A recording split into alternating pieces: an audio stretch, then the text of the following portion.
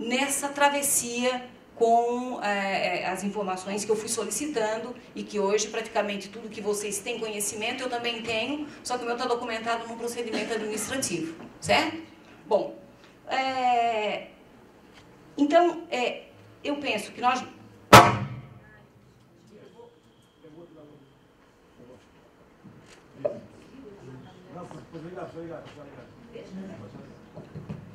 Então, eu não sei quanto tempo que eu tenho. Você, por favor, me avisa, porque... a gente... Promotor é fogo. A gente ainda está com aquela máxima do júri antigo, que o promotor tinha quase 2 horas para falar, daí, como já está preparado para falar 2 horas, acha que 2 horas é sempre fácil. Fala sempre 2 horas, né? Bem que agora mudou. Mas, voltando, né? Eu, tendo dito isso, portanto, né, eu penso que agora eu posso passar para outra etapa, que é uma reflexão sobre esta legislação que nós temos e o despertar histórico desta legislação. É bastante provável que vocês pensem que a Constituição brasileira, quando fala da função social da propriedade, ela tenha... não faz tanto tempo, faz 25 anos, né? Então, a Constituição brasileira inovou quando falou da função social da propriedade, né? Toda essa legislação, que algumas são anteriores, todas são posteriores à Constituição, menos a Lei do Parcelamento do Solo Urbano, né, que é anterior, mas de onde que brotou essa ideia da função social da propriedade? É uma coisa do PT?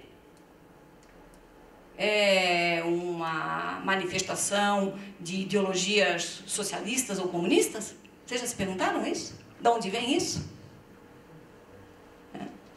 Isso nasce depois da própria Revolução Francesa, né? A ideia do liberalismo exacerbado, que teve assim, raiz no iluminismo, né? No final do século XIX, o Digui, né, que foi um sociólogo, né, ele já antevia que a propriedade, né, mesmo, ela é um valor que não está circunscrito ao arbítrio do proprietário. Porque toda a propriedade está inserida num território. E todo o território é de uma nação. Aliás, de um país, né? Nós podemos ter nação sem território. Temos? Temos os curdos, que estão lá no Irã, é uma nação. Nós temos várias nações indígenas, inclusive no Brasil, que não têm território, mas são nações. O conjugado de pessoas, de costumes, de crenças, de lutas, de esforços coletivos. Isso é uma nação. Mas todo país tem que ter território. Só tem país se tem território. Então, na concepção sociológica do Digui, que é tecida a partir do final do século XIX, e que entra para o século XX, nós temos os primeiros arremedos da teorização da função social da propriedade. A propriedade não é para o dono fazer o que bem quer, porque a sacralidade da propriedade já foi muito ultrapassada. É bastante provável que os nossos colegas que estão aqui, que tenham mais idade, ainda digam ou lembrem ou tenham ouvido alguém dizer do sagrado direito de propriedade. Vocês já ouviram isso? Vocês sabem de onde vem isso? De onde vem o sagrado direito de propriedade? Qual é a sacralidade que o direito de propriedade tem? Se alguém quiser ler, eu recomendo uma obra que se chama A Cidade Antiga, que é do Fustel de Coulanges, se escreve, né? E lá, mas também tem a Cidade Grega. Mas se não quiserem isso, quiserem entrar em museus antigos, que agora a internet permite, né? A sacralidade da propriedade, né, que foi marcadamente e verticalmente observada na Roma Antiga, era porque no local do túmulo do pater familias, né, portanto do pai da família, no local do túmulo se acendia uma vela ou um fogo, e esse fogo tinha o nome, sabe de quê? Lar. Nós usamos a palavra lar para identificar família, não é? aqui. A palavra lá é etimologicamente latina, né? Lá era o fogo que era aceso próximo ao túmulo do pater familias. Razão pela qual todo aquele chão em torno do lugar onde se enterrava o morto, não existia mãe, tá? Existia mãe biológica, mas a mulher não tinha nenhuma... Ninguém acendia nada para as mulheres. Entendeu? Até hoje também não continua acendendo, e ainda quando elas têm umas luzinhas, eles vão lá e apagam. Tá? Voltando, tá? Mas o pater, a sacralidade do direito de propriedade era do pater familias, e, portanto, aquele chão onde estava enterrado o seu morto, o seu ascendente, era sagrado.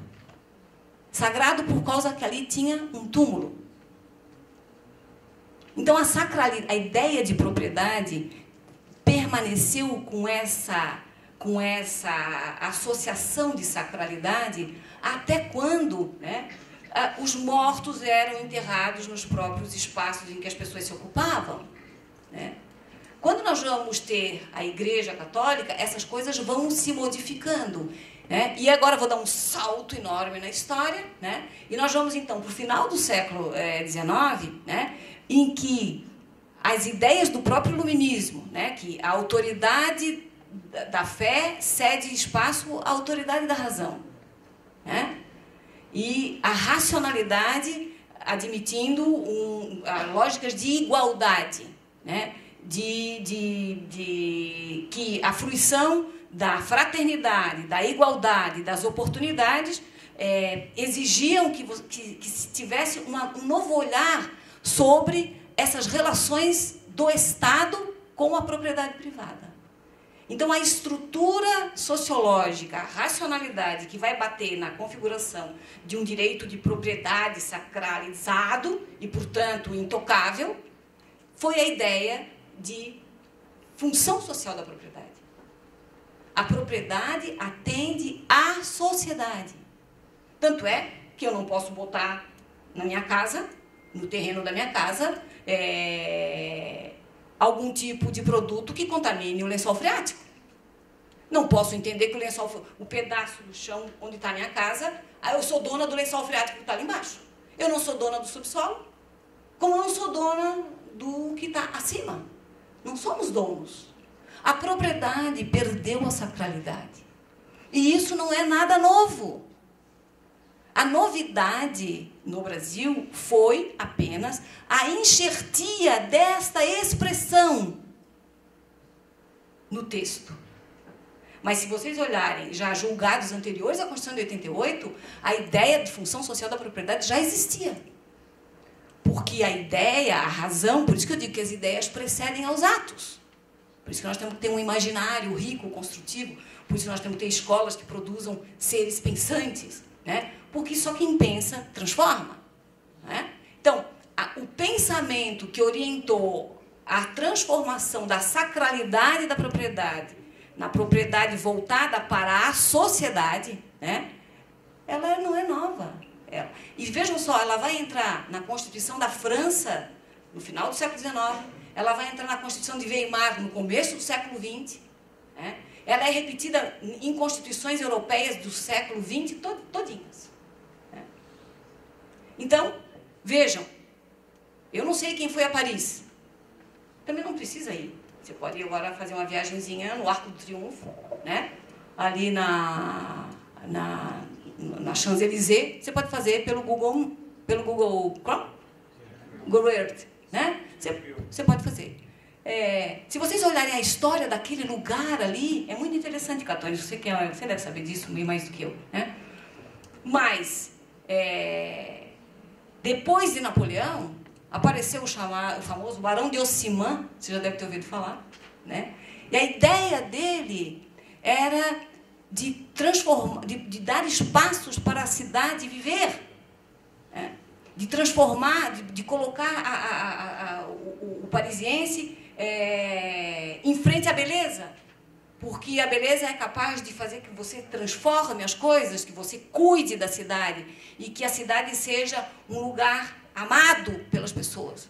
Aquilo tudo ali, aquilo ali era um aglomerado de horrores, se você olhar a história daquela região.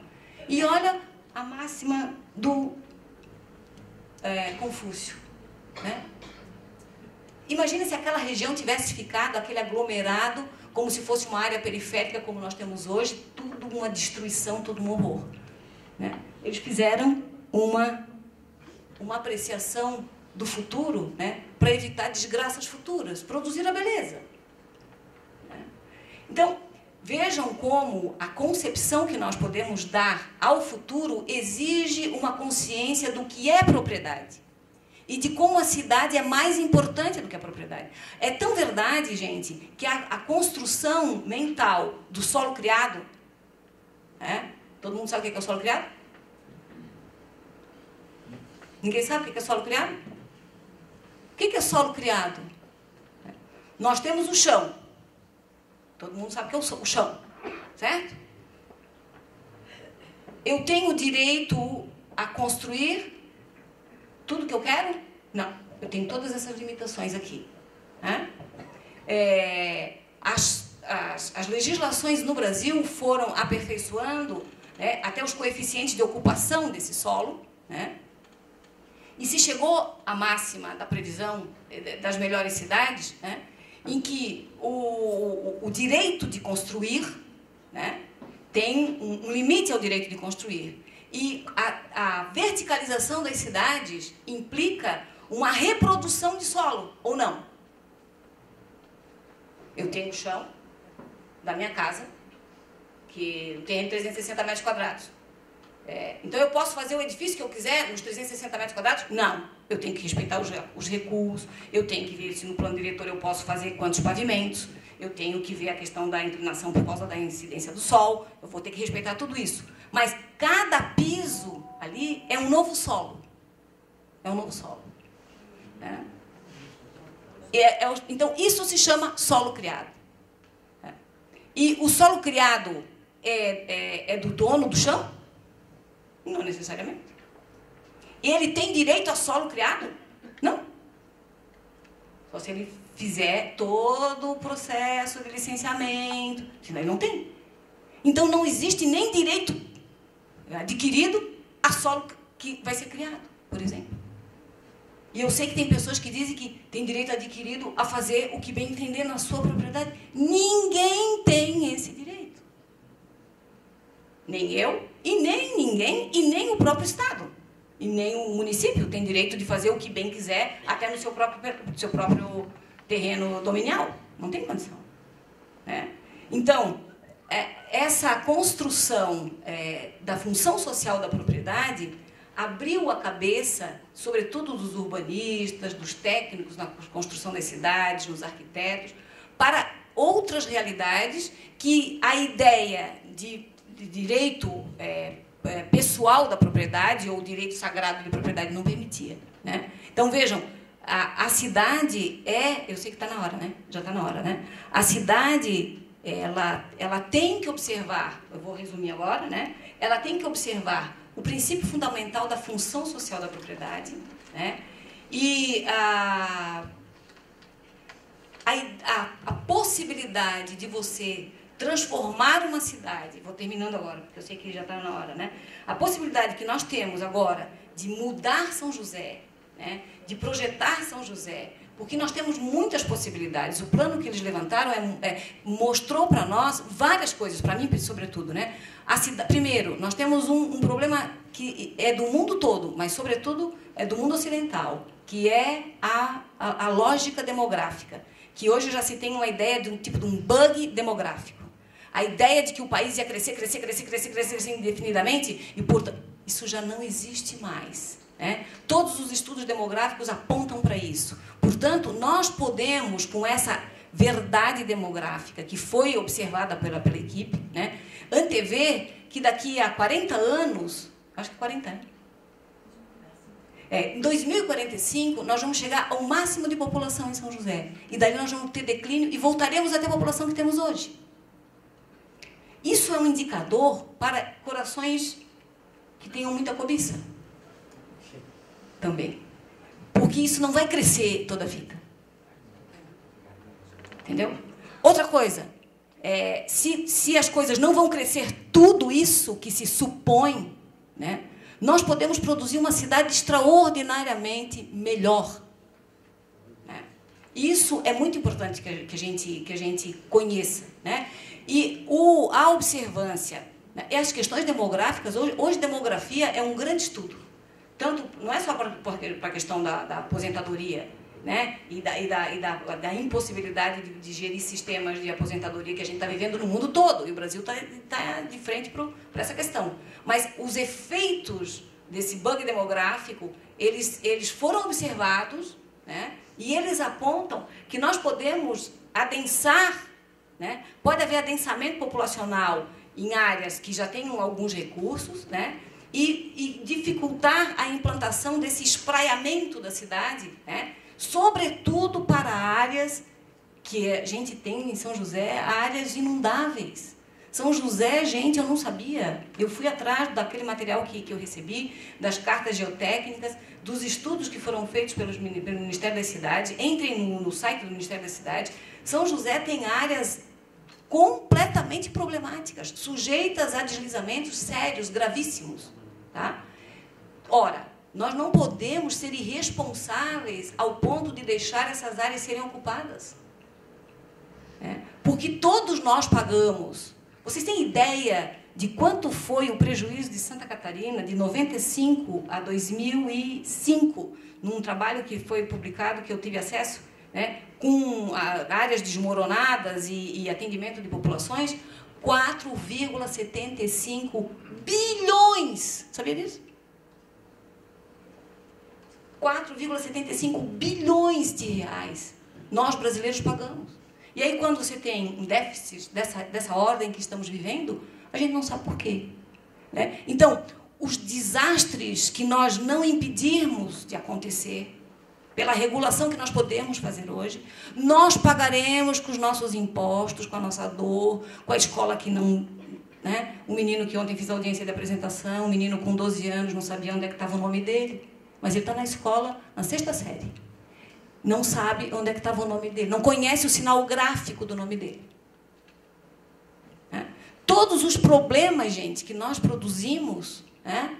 Que a cidade desplanejada, caótica, todos esses nós seremos responsáveis. O bandido que vai estuprar, ou matar, ou assaltar, é produto da nossa inércia e do nosso descompromisso com a cidade. A cidade é como um útero. Tem que ser cuidado.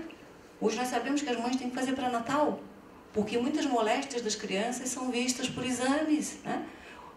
A cidade é esse útero que nós temos condições, os técnicos, nós temos ferramenta, tem os satélites, tem as máximas hidrográficas, tem as máximas dessas áreas de movimentação por intempéries.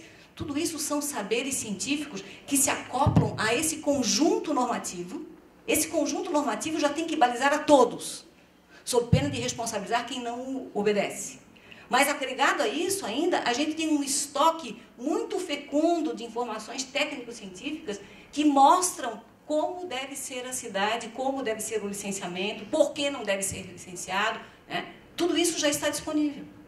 Então, hoje não é mais possível que se deite em berço esplêndido, esperando o futuro chegar com seu estoque de desgraças insolúveis. Né? Nós não podemos ser responsáveis por isso. Né? Então, eu vou terminando a minha fala, né? Vou agradecer, né?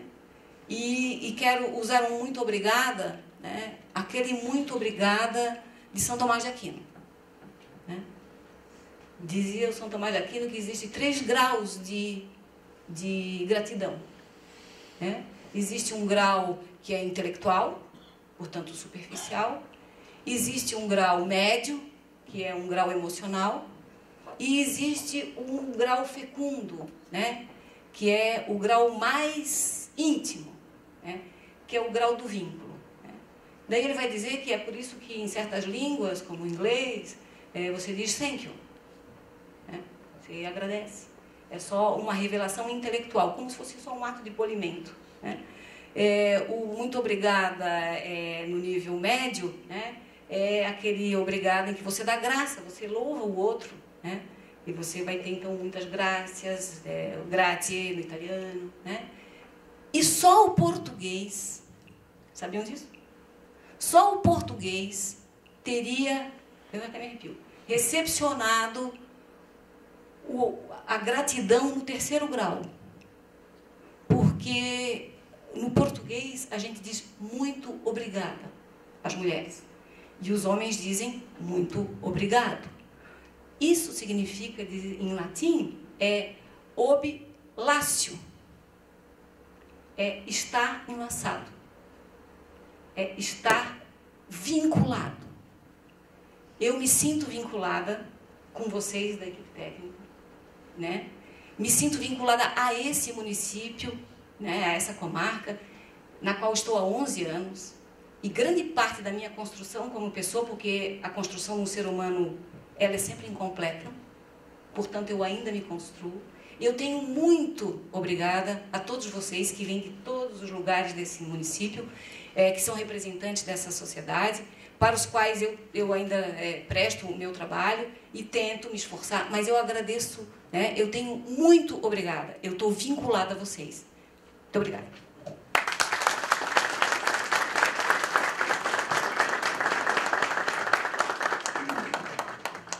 Bom, nós é que agradecemos essa aula que nós tivemos agora, então, com a promotora Márcia. E eu gostaria de convidar agora, então, o promotor Locatelli para fazer a sua apresentação para nós também. Vou me posicionar aqui.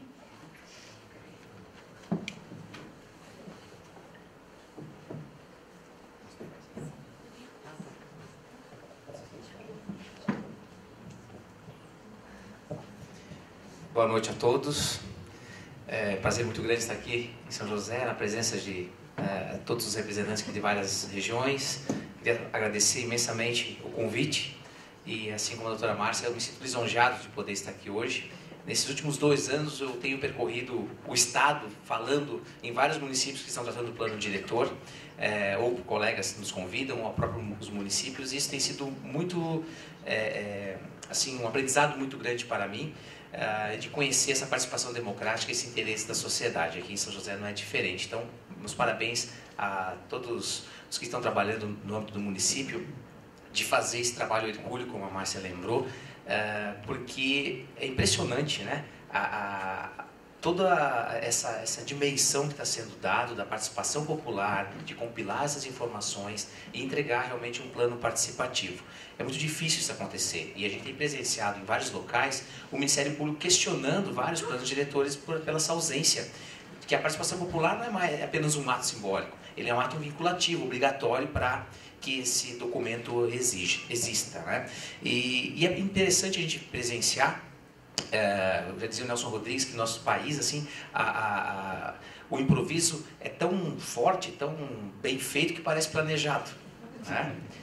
E é bom ver nos municípios quando há esse planejamento, né, a longo prazo, realmente, com as lições de Confúcio já, e é interessante ver essa aplicação acontecendo, né, ainda que tardio, bem verdade, a gente pode ter que reconhecer, mas nunca é tarde para poder fazer algo correto na questão do planejamento. Então, meus cumprimentos à equipe técnica jurídica do município, cumprimentando os senhores, cumprimentar especialmente também a minha colega Márcia, e dizer para ela que eu fui um daqueles novos promotores que, quando entrou, né, foi logo ter uma reunião com a doutora Márcia Arende, na época, isso lá se vão 22 anos e pouquinho, e eu tinha recém-ingresso no Ministério Público, e é muito assim, gratificante, muito interessante de encontrar sempre com esse dinamismo, né, com essa disposição, porque a maioria dos colegas vai perdendo um pouco esse brilho próprio e essa vontade de produzir conhecimento. A gente vê vários colegas chegando na nossa idade, vamos dizer assim, até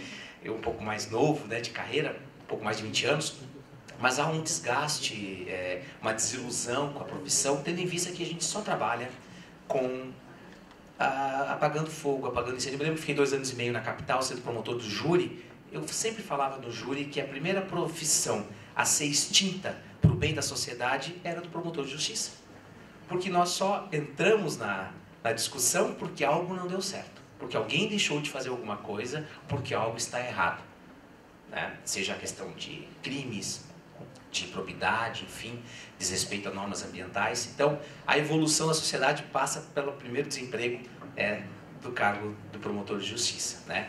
E cansa muito. Eu agora estou há 3 anos na área ambiental, militei muito no início da carreira no interior do estado nessa área, agora retornei como coordenador, de ser taxado, e muitos aqui já ouviram essa expressão, de biodesagradável, né?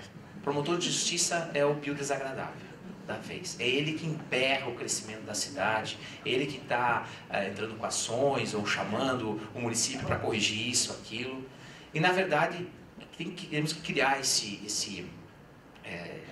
destruir esse mito e nós estendermos a mão para sermos parceiros no primeiro momento, né? E é claro que se algo estiver errado, até de forma preventiva, nós já estamos atuando e sempre de olho como fiscal da lei.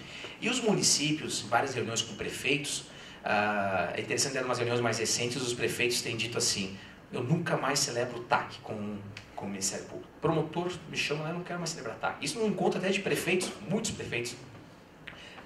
Todos falavam isso. Porque o promotor fica criando obrigação.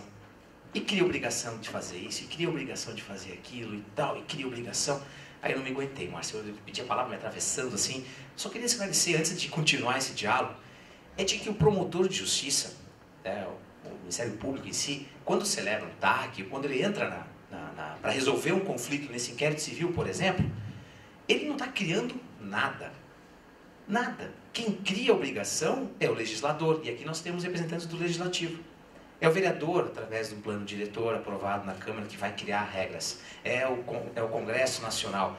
Essa lei dá prazos, coloca diretrizes. E se elas não forem cumpridas, a sociedade fica descontente. E quem que ela vai procurar que tem a obrigação condicional de garantir que aquela lei seja aplicada? É o promotor de justiça. Então eu só quero corrigir isso lá, falei na reunião. O promotor não cria obrigação nenhuma. Quem cria é o legislador. E é bem da verdade que muitos legisladores esquecem que já foram prefeitos um dia. Porque é fácil legislar quando você coloca assim que a diretriz básica é a municipalização do atendimento. Sobra tudo para o município, né? É muito fácil dessa forma, né? Que haja orçamento, né? O Tribunal de Contas aqui sabe como tem que ter essa interpretação conjunta. Então, antes de mais nada, é isso. O promotor não cria obrigação. As obrigações são criadas e aqui nós temos a grande vantagem de uma criação de uma legislação com a participação da comunidade, né? Então, se ela não for cumprida, aí sim é que a gente vai agir. Então, no primeiro momento, a gente sempre espera que as coisas andem naturalmente e sejam aplicadas, né? O foco de todos, aí sim vem algo em comum. O foco de todos está lá no artigo 182 da Constituição Federal, que diz justamente que a propriedade tem essa função social, né? E qual o interesse maior da questão do planejamento urbano, que é sedimentado no plano diretor? É garantir o bem-estar da população. Isso é um fim comum que nós temos da população, do administrador público, do legislativo e do Ministério Público. E é por isso que nós estamos aqui hoje, buscando o bem-estar da nossa população, que envolve justamente a diminuição da criminalidade, a questão de posto de saúde, mobilidade urbana, tudo que a gente tem, qualidade ambiental, enfim, a questão do meio ambiente ecologicamente equilibrado, tudo isso que a gente almeja, é o bem-estar. E é interessante, como esse tema, eu hoje, coordenador do Centro de Apoio, somos mais de 170, 180 promotores ambientais. Claro que nem todos exclusivos, mas no Estado. E de cada 10 pesquisas que chegam lá no Centro de Apoio, 9 é desse tema. Mobilidade urbana, urbanismo, planejamento urbano, plano diretor. Fauna, flora, patrimônio cultural, fica lá nas pequenas pesquisas que tem. Por que isso? Porque é o tema que está na ordem do dia nas promotorias ambientais, mas não só nas ambientais, mas preocupa todos os promotores que moram em determinadas cidades. E daí sou adepto da teoria de que não dá o peixe, mas a vara de pescar para pescar, a gente acabou compilando faz um ano e pouquinho essa obra. Hoje já vão ter que fazer uma nova, porque já pesquisas de últimos anos são novidades, até temas bem interessantes. Eu não estou fazendo propaganda porque não é nem vendida essa obra. Mas qual é a ideia? O tema foi tão enfocado no Ministério Público que a gente fez essa obra para que o promotor pudesse ter essa consulta mais diária e diminuísse um pouco também a demanda lá para mim, né? Vamos colocar essa obra. E daí eu cheguei em casa um dia, o nosso Ministério Público todo formal, eles que fizeram essa capinha aqui, né? Mostrando mais ou menos o que é o ordenamento territorial. E eu cheguei em casa, peguei minha pequena lá de 9 anos, Carol, desenha uma cidade pro papai. Faz um desenho aí, com cores, né, fortes, e desenha o que você pensa numa cidade. 9 anos de idade, estava para 10. E ela desenhou, eu peguei aquele